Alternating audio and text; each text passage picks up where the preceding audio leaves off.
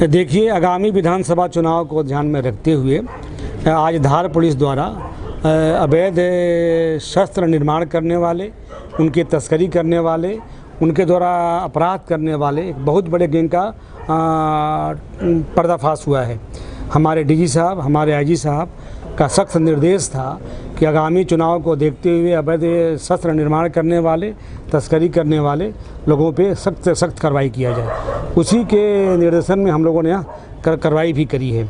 इस पूरे गैंग को ट्रेस करने में हम लोगों ने पूरी मेहनत करी है। हमारे थाना प्रभारी कुक्ची, एसडीओपी कुक्ची, थाना प्रभारी मनावर, थाना प्रभारी गंधवानी और हमारी साइबर की पूरी टीम अथक मेहनत करके इस पूरे गैंग को ट्रेस किया है। इस पूरे गैंग में अभी तक 3 लोगों को हम लोगों ने हिरासत में लिया है। 1-2 लोग इसमें फरार भी हैं।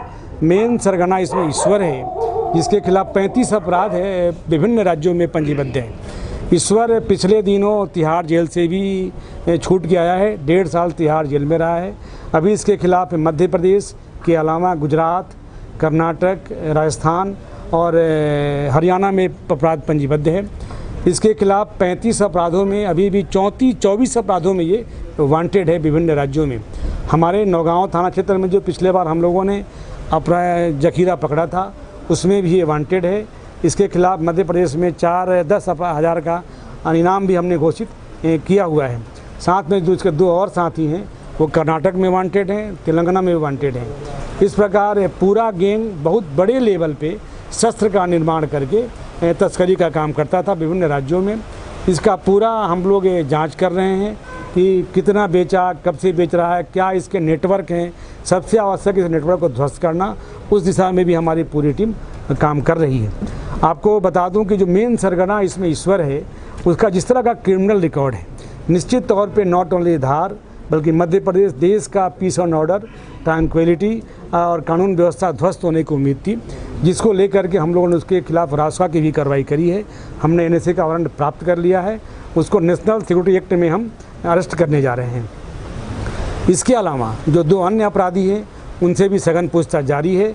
इनका कहीं कोई बड़े गैंग से, आपराधिक संगठनों से या आतंकवादी लोगों से नेटवर्क तो नहीं था, उस दिशा में हम पूछताछ कर रहे हैं। पूरी गिरफ्तारी में हमारी पूरी टीम ने बहुत ही मेहनत किया है, बहुत ही लगन और साहसी काम किया है। मैं अलग अलग 3 अपराध हमारे यहाँ पंजीबद्ध हुए हैं। तीनों अपराधों में मैं 30,000 रुपया कैश रिवार्ड की घोषणा करता हूँ। साथ ही पूरी टीम को इनाम देने के लिए हम अपने आईजी साहब से, डीजी साहब से रिक्वेस्ट करेंगे और प्रस्ताव भी वहाँ भेजेंगे। सर, ऐसे अपराधियों को समाज की मुख्य धारा से जोड़ने के लिए कुछ प्रयास किए जा रहे हैं सर क्या? पहले मैडम का सवाल, इन पूरे अपराधियों से हम लोगों ने 149 देसी कट्टे और 2 पिस्टल और 13 जिंदा कारतूस, इस प्रकार कुल 151 अवैध शस्त्र और 13 जिंदा कारतूस, करीब 32 लाख रुपए का मसरूका जब्त हुआ है। जहाँ तक ऐसे अपराधियों को समाज की मुख्य धारा से जोड़ने का सवाल है, तो मेरा पहले भी प्रयास रहा है, इस बार भी प्रयास रहा है। मैंने इन लोगों से बात भी किया है, वो लोग आज भी सरेंडर की बात बोल रहे थे।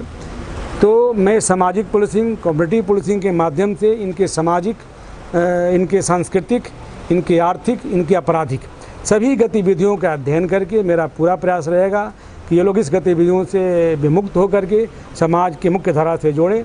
आपके माध्यम से जितने भी धार जिले में सिविलिगर समाज के लोग हैं जो इस तरह के अवैध काम में लिप्त हैं, जिससे बड़ा बड़ा वारदात होता है, उनसे अपील भी करना चाहूँगा कि आप लोग ऐसे काम से मुक्त होइए, समाज के मुख्य धारा में जोड़िए। इस समाज के लिए जो आप लोग खतरा बने हुए हैं, यह गलत बात है। जो इस अपराध से मुक्त नहीं होगा, लिप्त रहेगा, उसके खिलाफ हम बहुत सख्त कार्रवाई करेंगे। ये भी मेरा संदेश है। सर, ये फैक्ट्री किस जंगल में थी, कहाँ थी? ये फैक्ट्री गंधमानी क्षेत्र का जो बारिया गांव है, उससे अलग हट के जंगल में पाया गया है। हमने पूरे एरिया का ड्रोन सर्चिंग भी कराया है। मैं स्वतः मौके पे गया था, अपनी पूरी टीम के साथ हम लोगों ने पूरा प्रिकॉशन लेकर के जो भी सुरक्षा हो सकता है पूरे जंगल का सर्चिंग किया है। सर्चिंग के आधार पर इनके निशानदेही पे जहाँ बनाते थे उसके बगल में ये लोग गाड़ के रखते थे पूरा शस्त्र बनाने का सामान। जहाँ पे इन लोगों ने शस्त्र गाड़ के जिनमें रखा हुआ था, इनके द्वारा खुद खुदवाया गया, खुद खोद कर निकाला गया। इस तरह से अवारिया के पास के जंगल में इनका फैक्ट्री था, जिसको हम लोगों ने जहाँ से पकड़ा है। और जब्ती के बाद इनके पूरे कितना कहाँ तुमने कितना महीने बनाया? शादी अभी तक क्या बनाया? सब हॉस्टल बना दिया। कहाँ कहाँ बेच दिया?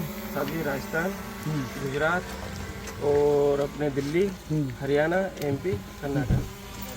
7-8 आदमी। हाँ, 6-7 और कहाँ कहाँ गिरफ्तारी हुई तुम्हारी? शादी मेरी एक बार दिल्ली में गिरफ्तारी हो गई थी और एक बार हरियाणा में और अपने गंजवानी में शादी और एक बार नडियाद में, गुजरात में। गुजरात में। सबसे गिरफ्तारी नहीं हुई तुम्हारी? शादी मेरी 2018 के बाद गिरफ्तारी हुई। फैक्ट्री कहाँ बना रखा है? शादी बस एक टापरी है, टापरी यहाँ पे यही फैक्ट्री है। है शादी।